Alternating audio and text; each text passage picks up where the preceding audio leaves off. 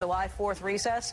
Joining us right now with a reaction from D.C. is Republican Representative from Alabama, Spencer Backus. He is the ranking member of the House Financial Services Committee. Also, Democratic Representative Paul Kanjorski from Pennsylvania, who is a senior member of the House Financial Services Committee and the chairman of the Capital Markets Subcommittee. Gentlemen, thank you both for joining us this morning. We appreciate your time here. And Congressman, why don't we start out talking a little bit about what you heard or may not have heard from Chairman Greenspan when he was here just a little while ago. He pointed out some very significant issues. He said that this bill had to get done, but he was concerned that there will have to be some serious changes that happen over the next year or so, too, because of some of the unintended consequences. Congressman Kanjorski, why don't you start out with that? Well, we anticipate that there have to be corrections in every bill of this nature and size. As it plays out, there will be situations that were unanticipated, and we've discussed that at the conference committee. But overall, it's a substantially effective bill, probably 95–97%, as it will remain in law. Congressman Backus, what do you think some of those unintended consequences might be? Well, there's a massive intrusion of the federal government into private business. And really a people's choice that people make today. And, you know, we're layering more regulations over the regulations that we have and adding even more powers to the regulators. And really, I think everyone agrees that there's too much uncertainty. But I think this bill, 2,400 pages, it creates even more uncertainty. I have a lot of problems with this bill. The American people are going to have a problem with the continued bailout authority, where you can have an AIG-style bailout in that creditors and counterparties can be bailed out, and the taxpayer stands behind those obligations. Congressman Kanjorski? Yeah, but Becky, Spencer's a good friend of mine, and he constantly reasserts this. And they have two key words that they've used throughout this debate for the last year and a half. And those words are bailout, Fannie and Freddie. And the fact of the matter is, we've taken care of the process problem in Fannie and Freddie insofar as those types of securities will not be able to be handled in the future.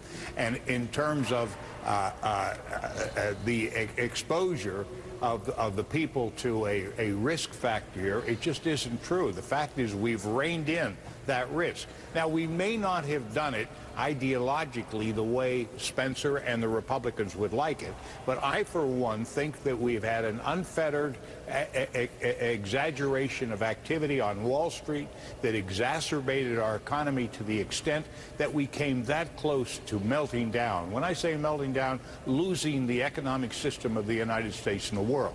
We have committed ourselves that this shall never happen again.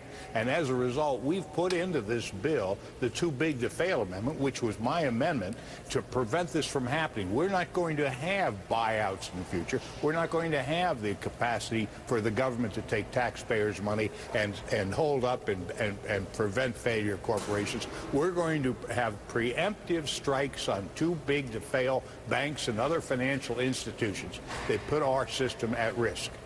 Although, Congressman Kanjorski, you mentioned Fannie and Freddie, and that was not addressed in this bill. Yes, it was. That's what you don't understand. Fannie and Freddie, not as institutions, were not addressed, but the entire banking. Heck, I spent 9 years writing the new mortgage methodologies and writing the new conditions under which real estate financing and appraisal will occur. We have anti-predatory lending. Never again can we have the terrible loans that were made in the last 5, 6, 7 years. Those days are gone.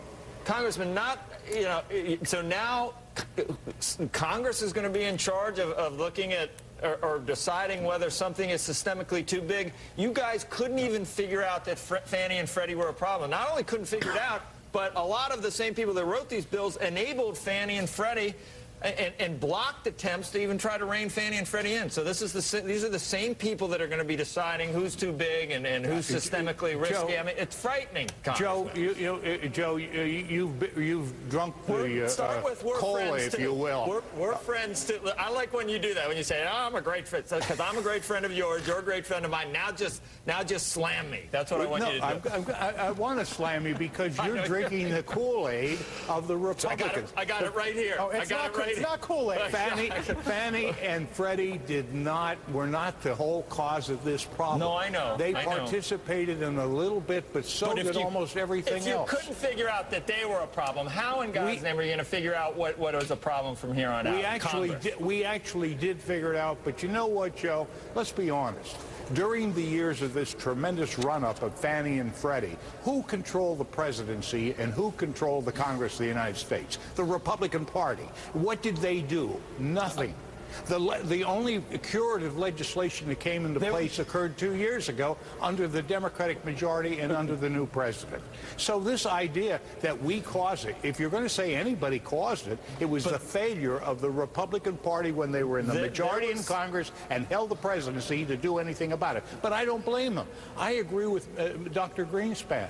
I don't think this could have been totally anticipated. This is the typical action of capitalism, the desire to escape. And that's what it did. It escaped control. Wasn't there a bill introduced in 2005 by Bush that when actually the Republicans didn't control anymore? Didn't you even vote against it to rein in Fannie and Freddie? No, quite frankly, we in '95, we enacted set mortgage conditions and descriptions and rates, and it was never implemented for all those years during the Republican rule. Ask Congressman Bach, what happened when the Bush administration tried to rein in Fannie and Freddie, Congressman Bach? Well, the Congress voted it down. Now, the majority of Republicans voted to reform it.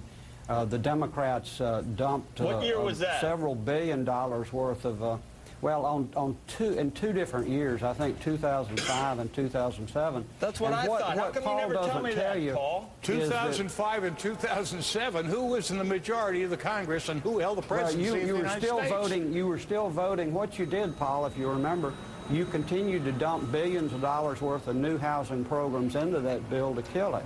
Let me say this. I think we're talking about two different bills because I don't see a chapter on reforming Freddie and Fannie. It's not in the bill I voted on. Well, the process, fact, when we tried to introduce Spencer, amendments... I know how informed you are and what a good student you are, so I would not castigate the idea that you didn't read the bill. But if you look at the 400 pages... I thought you guys were friends. Well, I didn't... The 400 pages when we brought up Fannie and Freddie, you wouldn't even let us vote on our amendment. No. And let me say this. As far as the too big to fail, you say you can lend as much as 90% of the total assets of the biggest financial companies, that you can lend them money. You can lend money to a failing firm. Look at sections 204 and 210. If you don't think there's a bailout of creditors and counterparties, if you don't believe that big Wall Street firms, that the taxpayers, there's a provision in here that you can guarantee their debts, you can buy their assets. Spencer, and look, people don't like these bailouts. You're talking, and keep using those words because they do excite people. There's no question about it. But the reality is you're talking about the authority to wind down organizations, and that's something that we have that we didn't have before. They don't have to go into straight bankruptcy. And Gentlemen, Becky's calling me down saying we're too long. I'm so sorry. No, I'm so sorry to cut this short. We've got the jobless kind of claims coming out. We've got to run away from that. Becky, Joe caused this. He wanted us to argue. I know. I know, and I was doing my nails again.